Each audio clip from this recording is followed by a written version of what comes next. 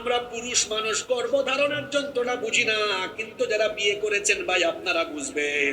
আপনার বউ যখন প্রেগনেন্ট হয়, রাতের বেলা আপনার পাশে ঘুমায়, শুধু কান্না করে, বউ কাঁদো কেন? কই বুঝো না কেন কাঁদে? তোমার সন্তান পেটের ভেতরে গুতাগুতি করে। আহারে, এই দৃশ্যটা দেখলে পরে আমার মায়ের কথা মনে পড়ে। যখন আমার মায়ের পেটে ছিলাম, এইভাবে আমার মাও না ঘুমায় সারাটা রাত কেঁদে কেঁদে কষ্ট করেছে। মাঝে মাঝে একটু হাসপাতালে যাবেন, হাসপাতালে গেলে দেখবেন ওই যে লেবার রুম, যেই রুমে নর্মাল ডেলিভারি হয়, হাসপাতালে আছে না? ওই নর্মাল ডেলিভারির রুম দিয়ে যদি কখনো হেঁটে যান, শুনবেন সন্তান সম্ভবা মা কত জোরে চিৎকার মারে। তার এক একটা চিৎকারে মনে হয় আসমান ফেটে যায়।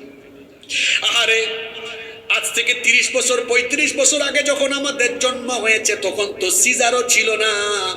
আমাদের মা আমাদেরকে জন্ম দিতে গিয়ে এক একটা চিৎকার দিয়ে কতটা সহ্য করেছেন, এই যন্ত্রণা আমাদের মা ছাড়া কেউ বুঝবে না।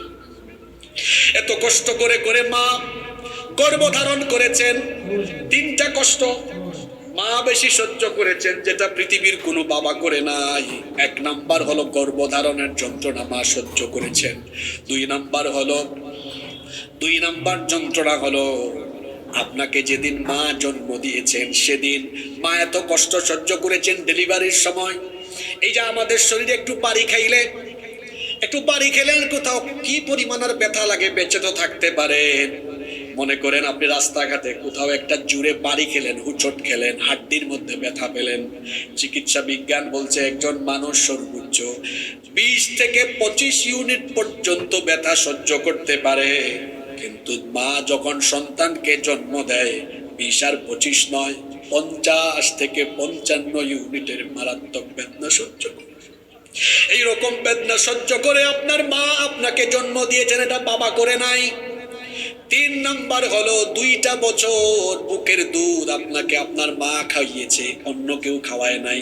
আপনার তো মুখে কোনো ভাষাও ছিল না, একটু ক্ষুধা লাগলে ভে ভে করে কান্না করতেন, কোনো ভাষা নাই। কিন্তু আপনার মা আপনাকে সময় মতো বারবার বুকের দুধ পান করিয়েছে। বলেন তো এই 3টা কষ্ট করে বাবা না মা? জোরে বলেন, বাবা না মা? শুধু তাই নয়, বাবার চাইতে সন্তানের প্রতি মায়ের দরদও বেশি। দেখবেন ঢাকা থেকে ফিরবেন, যদি ফিরতে অনেক রাত হয়, বাবাও ঘুমায় যায়, অনেক সময় বাপও ঘুমায় যায়, বাড়ির সবাই ঘুমায় যায়, কিন্তু মা ঘুমায় না। আপনি গোপালগঞ্জে পৌঁছেছেন, কিংবা আপনি ফরিদপুরের ভাঙ্গা পর্যন্ত আসছেন, রাত 2টা বাজে 3টা বাজে, সব ঘুমিয়ে গিয়েছে। মা বলবে, কিরে বাবা, সবাই তো বাড়ি এসেছে, ঘুমায়াও গিয়েছে, তুই কোথায়? তুই এখনো আসলি না, তোর টেনশনে তো আমার ঘুম লাগে না। এইরকম কল, এইরকম ফোনের মধ্যে আসে কি আসে না? রাত 3টা বাজুক 4টা বাজুক, বাড়িতে এসে দেখবেন সবাই ঘুমিয়ে গিয়েছে, কিন্তু একজন মানুষ তখনও ঘুমায় নাই। পাহারাদারের মতো বাড়ির দরজায় না ঘুমিয়ে আপনার মা তখনও আপনার জন্য অপেক্ষা করে। করে কি করে না বলেন? জোরে বলেন, করে কি করে না? এজন্য বলেছি, মা বাবার মতো ভালোবাসা আপনি পৃথিবীর কোথাও গিয়ে পাবেন? ভালোবাসা আজকে বউ পাইয়া বউকে বেশি ভালোবাসে, অথচ মা বাবা সন্তানকে যে ভালোবাসা দিয়েছেন, এই ভালোবাসার চাইতে দামি ভালোবাসা পৃথিবীতে আর। ঘুরে ঘুরে পৃথিবী দেখেছি, কত ভালোবাসা আমি পেয়েছি। ঘুরে ঘুরে পৃথিবী দেখেছি, কত ভালোবাসা আমি পেয়েছি। তোমার সাথে নেই কারো তুলনা, মা ও গো মা, মা ও গো মা। অনেকেই বলেছে জীবন দিতেও পারে আমার তোরে, স্বার্থের পিছু টানে সকলেই গিয়েছে দূরে। অনেকেই বলেছে জীবন দিতেও পারে আমার তোরে, স্বার্থের পিছু টানে সকলেই গিয়েছে দূরে। আঘাত করলে প্রতিঘাত আঘাত করেছে, আঘাত করলে প্রতিঘাত করেছে, তুমি তো দুঃখের স্পর্শ দিলে না। মা, ওগো মা, মা, ওগো মা।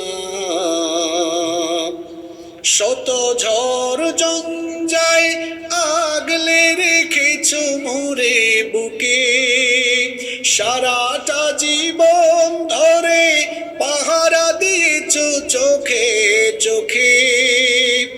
এতটাও সুখ হলে কত কেঁদেছো, এতটাও সুখ হলে কত কেঁদেছো, কত বেলা পেট ভরে খাওনি খানা। মা, ওগো মা, মা, ওগো মা। এ জীবন বিলিয়েও হবে না দুধের দাম শোধ। হবে? জোরে বলেন হবে? এ জীবন বিলিয়েও হবে না দুধের দাম শোধ। তোমাকে আঘাত করে যারা পশু, যারা নির্বোধ, তোমার পায়ের নিচে জানি জান্নাত, তোমার পায়ের নিচে জানি জান্নাত। তুমি তো জীবনের সব সাধনা। বলেন মা, ওগো মা, মা, ওগো মা, মা, ওগো মা, মা, ওগো মা। খবরদার, মাকে বাবাকে আঘাত করবেন না। মা বাবাকে শাস্তি দেওয়ার পরিণতি বড় খারাপ। এটা নগদ না বাকি? আমাদের বয়স তো, আমার বয়স খুব একটা বেশি না, কিন্তু এই কম বয়সে আপনাদের সামনে আল্লাহ আমাদেরকে কথা বলাবেন বলে হয়তো এজন্য আল্লাহ দয়া করে দুনিয়ার কিছু বাস্তবতা দেখিয়েছেন, যেন বলতে পারি মা বাবাকে কষ্ট দিয়েছে এমন সন্তান ভিক্ষা করেও খাইতে পারে না, আল্লাহ নিজের চোখে দেখিয়েছে। খবরদার, পিতামাতাকে আঘাত করবেন না। পিতামাতার অবাধ্যতা, আব্বা আম্মাকে কষ্ট দেওয়ার শাস্তি বাকি না নগদ? যারা পিতামাতার সাথে বেয়াদবি করো, ফকির হাটের বাগের হাটের ছেলেরা শুনে নাও, ভিক্ষা করে তোমাকে ভাত খাওয়া লাগবে। তোমার জীবনে শান্তি পাবে না, অশান্তির দাবানল তোমার জীবনে জ্বলবে। যেই সন্তান পিতামাতার অবাধ্য হবে, পিতামাতাকে কষ্ট দিবে, সেই নাফরমান কুসন্তানকে দুনিয়াতে তাড়াতাড়ি যিনি শাস্তির সম্মুখীন করবেন তিনি কে? কলিজার টুকরা যুবক ভাইয়েরা, সতর্ক হয়ে যান, সাবধান হয়ে যান। আব্বা আম্মার সাথে বেয়াদবি করবেন না, বাবা মাকে কষ্ট দিবেন না, গলা উঁচু করে কথা বলবেন না, বাবা মাকে ধমকাবেন না। বাবা মাকে আঘাত দিলে, বাবা মাকে কষ্ট দিলে কষ্ট পান কে? এজন্য আল্লাহর নবী বলেছেন, রিদাল্লাহু ফি রিদাল ওয়ালিদাইন ওয়া সাখাতুল্লাহি ফি সাখাতিল ওয়ালিদাইন। তিরমিজি শরীফের হাদিস। আল্লাহর নবী বলেছেন, পিতামাতার সন্তুষ্টিতে আল্লাহ সন্তুষ্ট, পিতামাতার অসন্তুষ্টিতে আল্লাহ অসন্তুষ্ট। যদি আপনার দ্বারা আপনার আব্বা আম্মা কষ্ট পেয়ে যান, আপনার দ্বারা যদি আপনার বাবা মা দুঃখ পেয়ে যান, আপনার উপর নারাজ হয়ে যাবেন কে? এজন্য খবরদার, আব্বা আম্মাকে কষ্ট দিবেন না। আর আব্বা আম্মাকে যদি খুশি করেন, আপনার উপর খুশি হয়ে যাবেন কে? তাহলে আমরা কি বুঝতে পারলাম? আব্বা আম্মা খুশি মানে আমার উপর খুশি কে? আব্বা আম্মা আমার উপর বেজার মানে আমার উপর নাখোশ কে? তাহলে বোঝা গেল আব্বা আম্মার সাথে বেয়াদবি করলে পরিস্থিতি বড় ভয়াবহ হবে। এজন্য আল্লাহর নবী বলেছেন, হুমা জান্নাতুকা আও হুমা নারুকা। পিতামাতা তোমার জন্য জান্নাত অথবা পিতামাতা তোমার জন্য জাহান্নাম। এর মানে হলো পিতামাতার খেদমত করলে আল্লাহ খুশি হয়ে জান্নাত দিবেন, কারণ পিতামাতার পায়ের তলায় জান্নাত যিনি রেখে দিয়েছেন তিনি কে? আবার পিতামাতাকে অসন্তুষ্ট করলে, কথাটা ভালো করে খেয়াল করেন, পিতামাতাকে অসন্তুষ্ট করলে বিনা হিসাবে জাহান্নাম দিবেন কে?